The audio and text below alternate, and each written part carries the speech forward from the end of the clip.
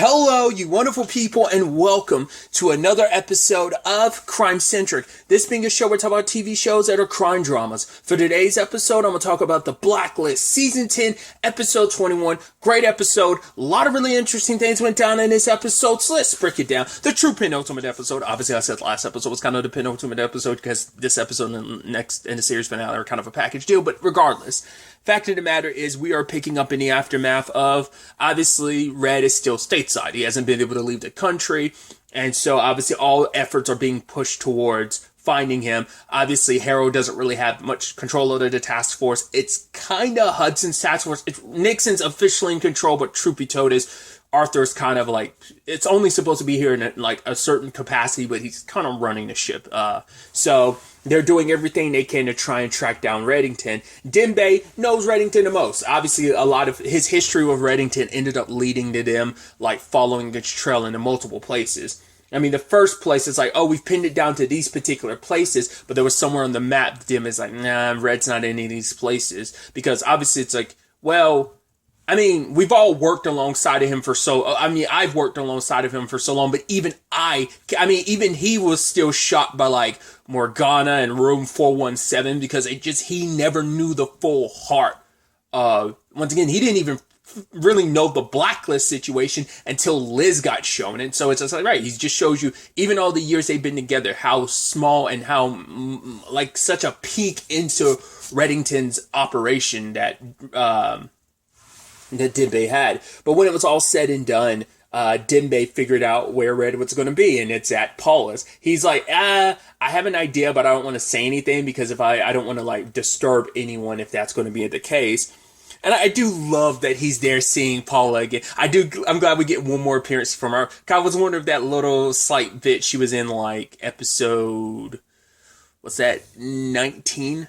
Like, I was wondering if that little bit of episode 19 she was in, whether that was going to be it. But it's like, no. And because Red's trying to decide, like, okay, how am I going to honor Glenn? Glenn, was kind of, didn't like a lot of people, kind of found people annoying, and they kind of found him annoying, and he didn't always do the great. I was like, oh, should I do something for his friends at the DFV? And just, like, Glenn being Glenn, and Glenning it up is just, it's like, oh, but he didn't really do any good causes, and I don't know. I mean, maybe if he lived long enough, maybe he would have done some good, and it's, even his mom's like, yes, it's hard to, it's hard to say about Jelly Bean, It's like, yeah, so he's like, at first he was like, oh, maybe like I'll, put like, I think it was like make an honorary bench or whatever at like a Harvard University or something like that. Kind of put something positive in the world, because who knows because it's like, yeah, Glenn had a lot of things that he liked, but nothing that should ever be spoken about in polite company. It was actually really nice. It's just like, it's also their relationship, it's almost like he's kind of crapping on Glenn, but it's also like Glenn be like, yeah. Glenn's whole bit about like, oh, he jab at Reddington feel bad, and it's like, I'm just messing with you, Red. It's just like, oh, dude. Once again, it really is sad, obviously the actor who played him passed in real life, but I think it's kind of nice to kind of get one final, mention and connection in that regard. So by the time Dembe and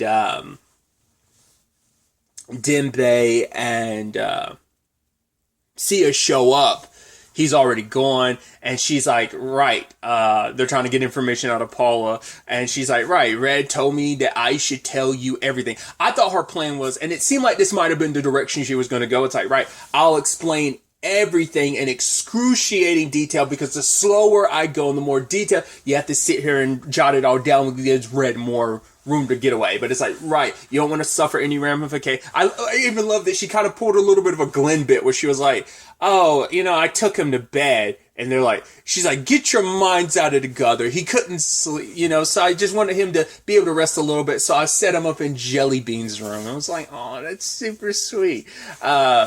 But she was like, okay, they're like, right, if you want to help us, you got to give us some information to actually help us. And she's like, all right, you don't have to beat it out of me. She's like, right, it's like let's say Adrian or Adria, the person I love that it's like, oh yeah, this is the person he went to for the second post office. And then Nixon's like, what fake post office? And Herbie, It's a long story, boring ending. Just don't even worry about it. It's like, yeah, because they're coming into this not know. That's what I think is so beautiful about this in a way, and it actually kind of plays into like this sad, tragic element of this episode, that Nixon and Arthur are coming into they're almost like if someone came into the show not knowing the past 9 seasons. It's like, you know some of the details, but you got the bare cliff notes on like the show, and you're just kind of jumping to the end. It almost feels like that. You're like, okay, I've got the premise of the show, and I jump right to the series finale. It almost feels like that with just how Arthur presents himself this entire episode.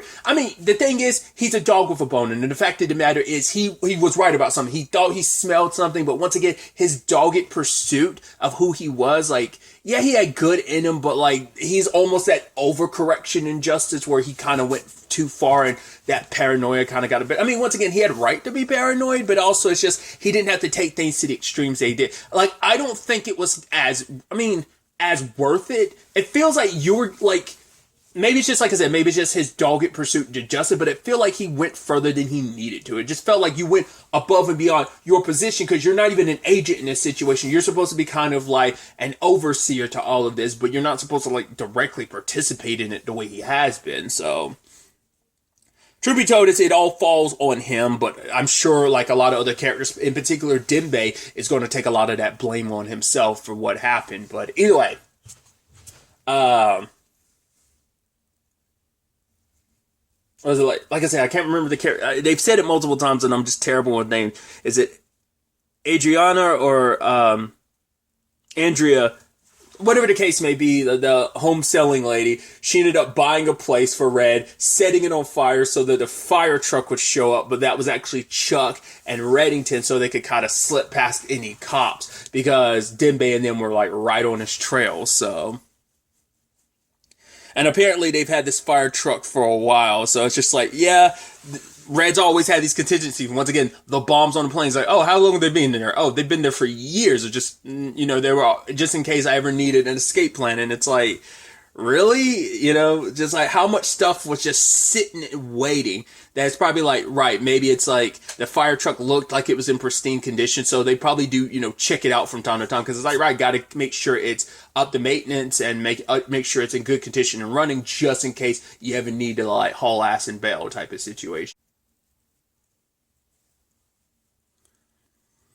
Everyone's in this really complicated space because, you know, at one point Cooper has the whole team come inside and like, right, because it was after Wrestler punched Arthur, because it's like, well, to be fair, you did get his friend killed, and, you know, we didn't even really get to talk about that at all this episode. All he was saying, like, right, his friend died. It's like, yeah, but you didn't really talk about the fact is his friend Jonathan died as a byproduct of you using him to go after. He felt so guilty about turning on his sponsor and his friend that he like spiraled and overdosed, and because he was so caught up in your BS because you wanted to hold him and the rest of the team, he wasn't there when Jonathan tried to reach out to him and overdosed and died. So when wrestlers justify, but it's also, I think it's very important to note that Arthur never mentioned any of this when he, you know, did all, like, he was just kind of like, no, I'm gonna let it slide. He even had the audacity to be like, you shouldn't blame yourself for what happened. It's like, no, I don't, but maybe on some level wrestler does, but it's also like, he does blame himself, but I also blame you because this is on you. So you're the one that started this whole situation.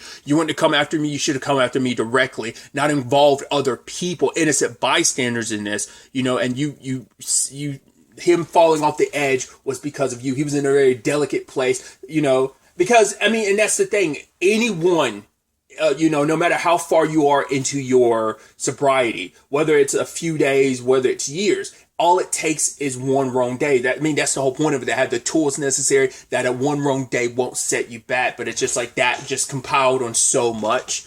It was one thing after another. He was already stressing and he was already spiraling, and, you know, so it just he'd already like fallen off the edge, and it just went deeper and deeper, like further and further off the edge until, you know, it cost him his life. So, but yeah, Cooper called everyone in afterwards, was like, yo, like, if you don't think you can give this 100%, like, I get it. We worked with him, and even see, it's like, I haven't worked with him nearly as long as you guys, but I don't feel great about arresting him. And Herbie's like, honestly, I kind of want him to get away.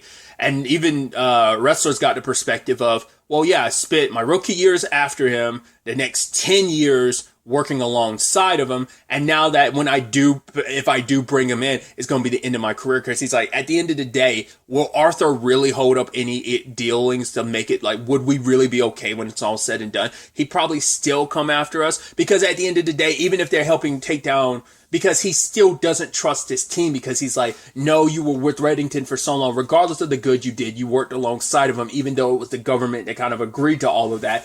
At the end of the day, you're complicit in every crime he's done, but it's like, at the very least, you should also say that they're complicit in all the good that they've done. But that was just, Arthur would never like look at the positive in it, because for him, the negatives completely outweigh it. And that's something the team struggled with. In particular, it's something Cooper struggled with for a very, very long time.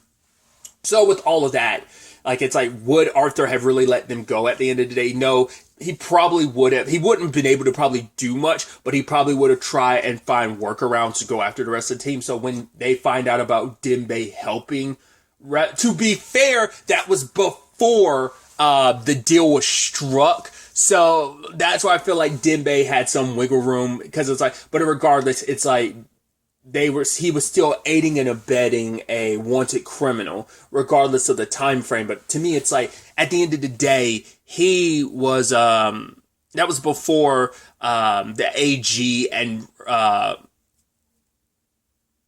and Harold had made their deal. To be fair, if Harold was in that situation, he would have been, because do note that obviously out of anyone, Dembe was the one who made the call. No one else did. So, sadly, like, every other lead he had did pan out in the end, but they didn't want to follow through all the way, because at that time they were at the because they figured like, okay, Red's going this way, he's going to get a boat, which I love that it's like, okay, because it's like, oh, there's surrounding people, so there's so many people at this particular port that it's like, yeah, most likely get a lot of people calling in about a wanted fugitive. And Herbie like, can you imagine, Red photobombing some people? It's like, oh, what'd you catch today, honey? Nothing, no fish. I actually caught a wanted criminal.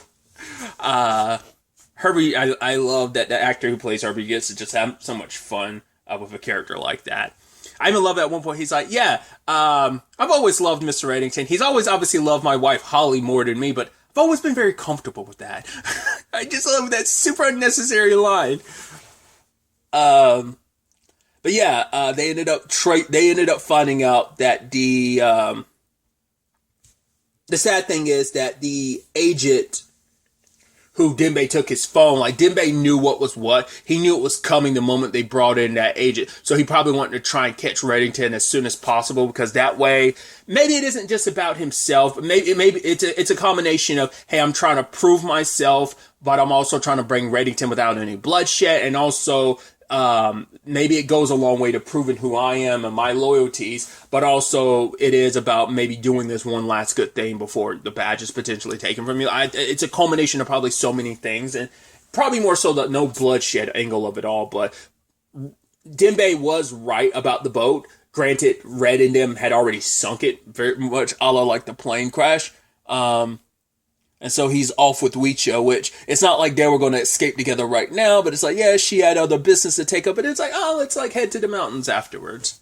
But yeah, the moment Reddington heard about Dembe, it's like, yeah, you didn't ask Dembe to call Reddington, so don't blame yourself. He's like, I know. But he still knows, like, right, at the end of the day, I care about Dembe, and Dembe shouldn't have to suffer the ramifications of, at the end of the day, what was he doing? He was helping a friend, his best friend, They have so much history together, and so...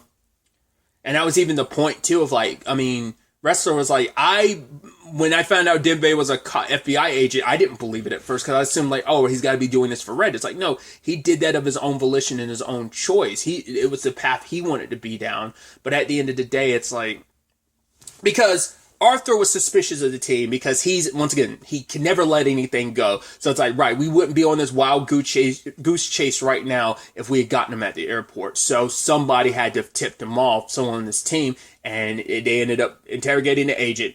Get into his life, and it's like, oh, how'd you pay for like college and stuff like that? He's like, I'm borrowing from my wife's brother.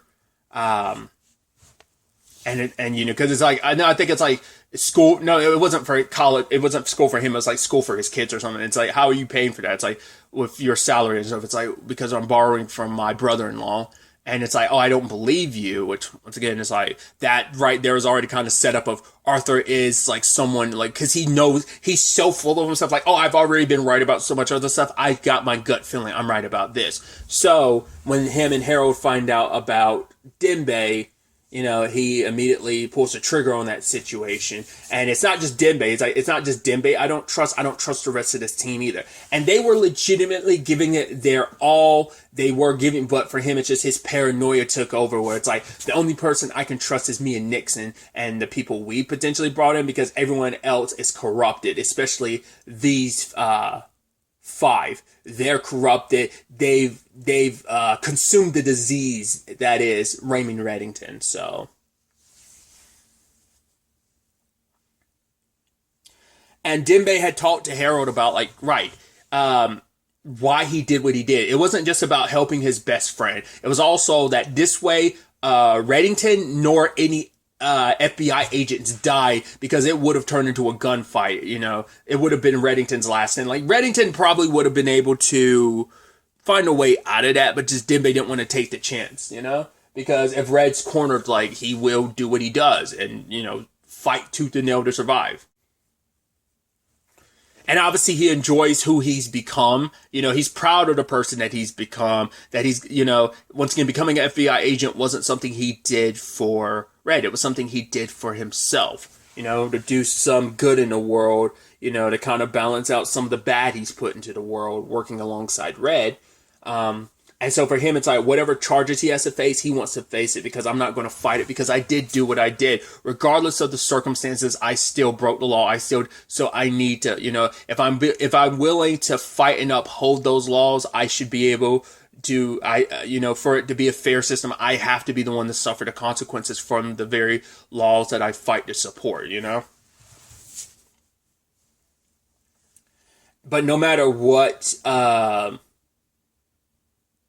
Arthur doesn't listen to Dembe when Dembe was like, regardless of what you think of me, I didn't join the FBI for Reddington. And he's like, yeah, I don't believe you.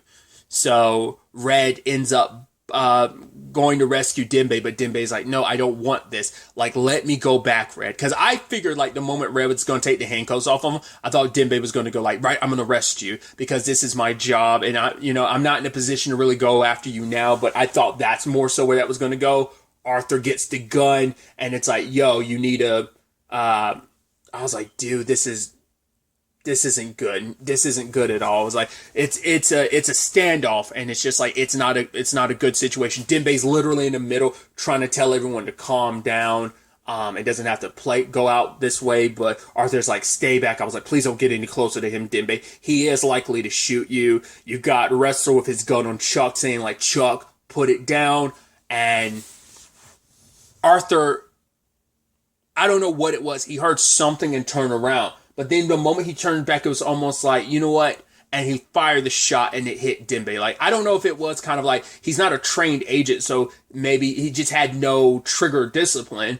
Shot Dembe. Regardless of it, Reddington being who he is, no hesitation. Pulled out his gun, headshot, and killed Arthur. It's like, well, guess you're not an issue we have to deal with anymore, but the ramifications, the fallout of all of this. He also made sure to shoot Wrestler. Granted, aimed for the vest, obviously. So it's kind of like, damn. Nixon's still passed out from the car crash, so yeah, his buddy's dead. Dembe's injured. Who knows if he'll make it? And even in his weakened state, maybe Dembe will still try to arrest Reddington to take him back. It's like, it's just, it is at the end of the day, because Reddington feels responsible for Dembe. Dembe's going to feel responsible for Arthur because he wanted to avoid a situation just like this. Granted, it wasn't a lot of dead people. The only dead person is Arthur. To be fair, Nixon wasn't awake, but that agent was. So it is going to be a situation of his testimony is going to probably matter in the long run, that it's like, right, Arthur, because I'm pinned in the truck, I can't go anywhere, but he's the one that probably saw and overheard everything. And it's like, right, Arthur is the one that pulled the gun. Once again, he's not an agent. He had no business doing what he did, so who knows if they'll suffer any ramifications for that. And like I said, whether or not Dembe will try and arrest Reddington, because like if he pulls a little bit of a Liz like she did in season 2's finale / a good chunk of season 3, that's going to be bad on him. And he doesn't want that because it also means scrutiny for his daughter, his ex-wife, his ex-girlfriend. They never got married. But they were engaged, weren't they? I think they got covered in that episode, right? Either way, his ex, his daughter, his grandchild, they would all be like under like a microscope. So for Dembe, it's like, I can't go on a run. And the only way he can probably clear his name is by taking Reddington in. So would Reddington give himself over to Dembe just to make that a possibility? I have no idea.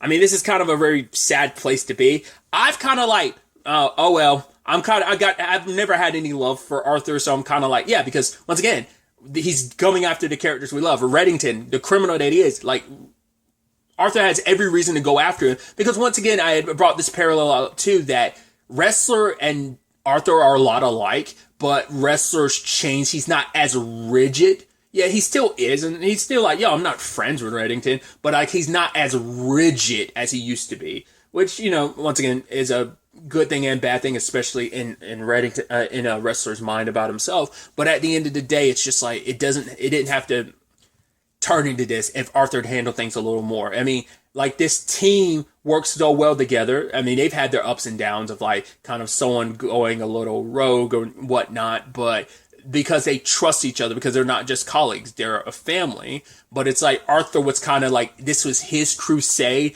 And once again, even then he didn't, like, he had Nixon by his side, but it's still like, this is mine. This is what I'm going to see this through. It's like, I get it. He's a wanted criminal. You didn't want him to slip out of your grasp, like going to another country or something. But it's like, you didn't have to go so hard in the paint, especially when you're not like an agent out in the field. And it's like, what did it do? It cost you your life, and you've also set in motion some other stuff, and the ramifications, the fallout of it, we can only guess like how that's all going to play out. But it's definitely going to be interesting. Obviously, next episode, I'm watching these one at a time, so the next episode is the series finale. So how this all plays out, how this all finally comes to an end, we'll ultimately have to wait to see what the next episode has in store for us. But really, that's all I wanted to talk about. Till the next time we meet, be happy, be safe, live life to the fullest, and enjoy it.